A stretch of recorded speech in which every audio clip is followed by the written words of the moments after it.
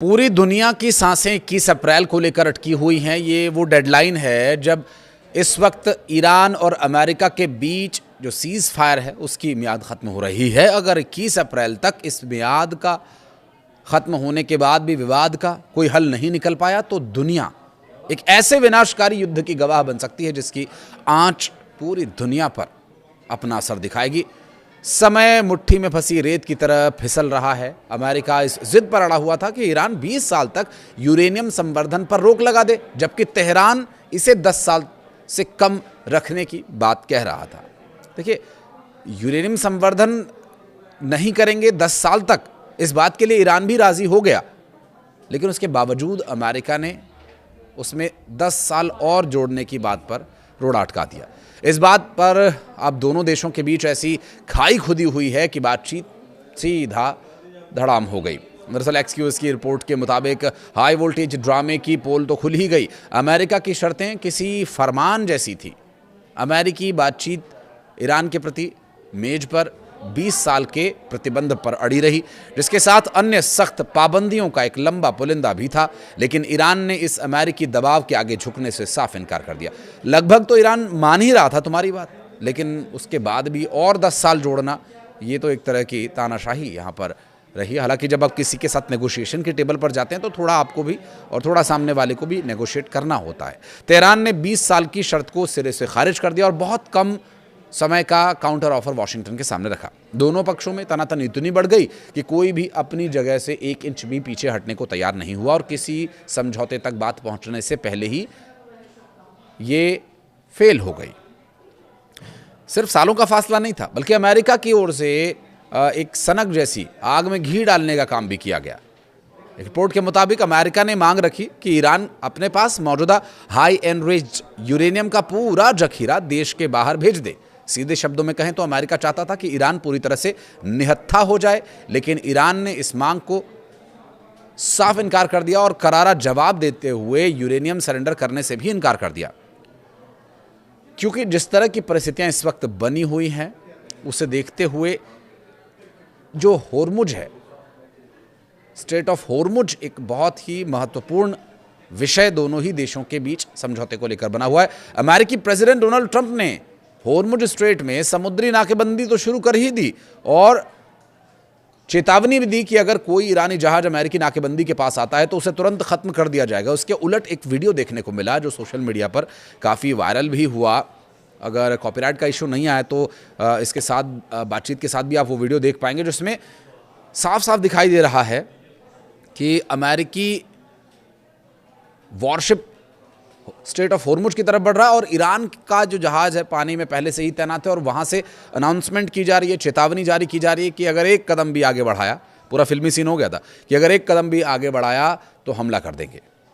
हालांकि इसके लिए वही तरीका इस्तेमाल होगा जिससे समुद्र में ड्रग तस्करों के जहाज को रोके जाने के लिए किया जाना था। यह अमेरिका की तरफ से चेतावनी दी गई थी। तेज़ी और सख्ती से इस फैसले को लागू किए जाने की भी बात कही गई थी और ये फैसला जिसके तहत जो भी जहाज होर्मुज से गुजरेगा उसे रोककर उसकी जांच की जाएगी और ख़ासतौर पर उन जहाज़ों पर नज़र रखी जाएगी जिन्होंने ईरान को टोल दिया है।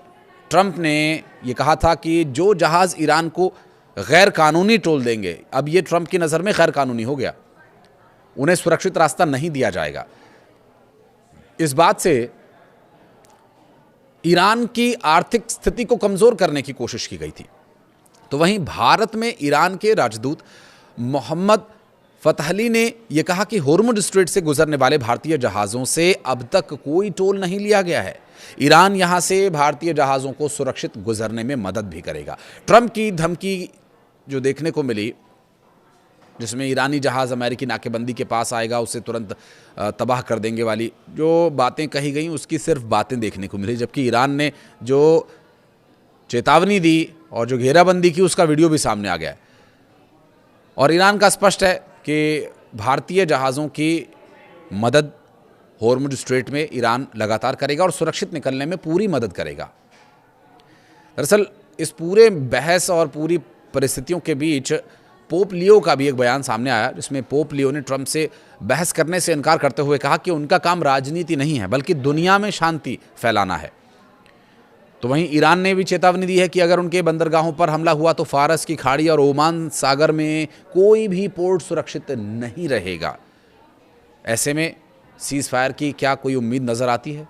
क्योंकि पाकिस्तान ने ये उम्मीद जताई है कि अमेरिका और ईरान के बीच सीज़ फायर वार्ता फिर से शुरू हो सकती है, और डोनाल्ड ट्रंप ने भी ये बात कही है कि ईरान हमसे संपर्क में है और एक बार फिर से बातचीत हो सकती है।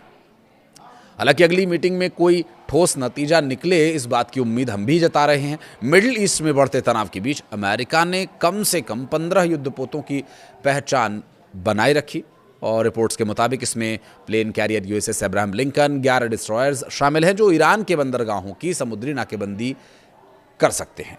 अमेरिकी प्रेसिडेंट डोनाल्ड ट्रंप ने आदेश के बाद जो कार्रवाई की जानकारी दी, उसमें सैन्य तैनाती सख्त रूप से की जा रही है। रिपोर्ट्स में यह भी कहा गया कि पाकिस्तान में हुई बातचीत विफल रहने के बाद अमेरिका ने ईरान पर दबाव बढ़ाया।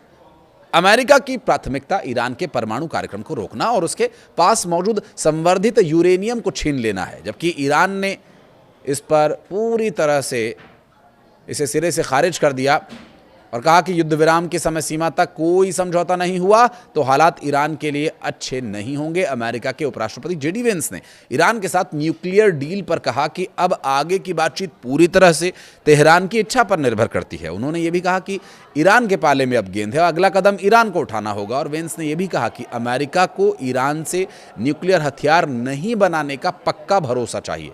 उन्होंने ये भी बताया कि पाकिस्तान में हुई लंबी बातचीत के बावजूद कोई अंतिम समझौता नहीं हो सका, क्योंकि ईरानी प्रतिनिधियों के पास फैसले को मंजूरी देने का अधिकार नहीं था। हालांकि कुछ पॉजिटिव साइंस मिले, लेकिन अमेरिका का रुख है कि ईरान को अब और ठोस कदम उठाने होंगे। अमेरिकी नाकेबंदी लागू होते ही स्ट्रेट ऑफ होर्मुज के पास 2 तेल टैंकर्स ने अपना रास्ता बदल लिया।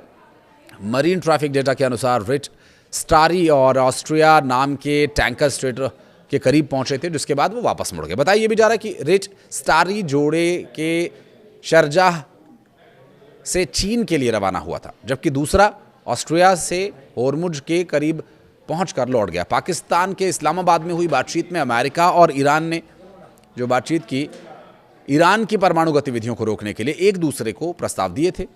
और इसके साथ ही एक जो रिपोर्ट न्यूयॉर्क टाइम्स में छपी थी, उसके मुताबिक 5 साल तक परमाणु प्रोजेक्ट रोकने का प्रस्ताव भी दिया गया था। हालांकि अमेरिका ने इसे स्वीकार नहीं किया और 20 साल की रोक की मांग पर जोर दिया।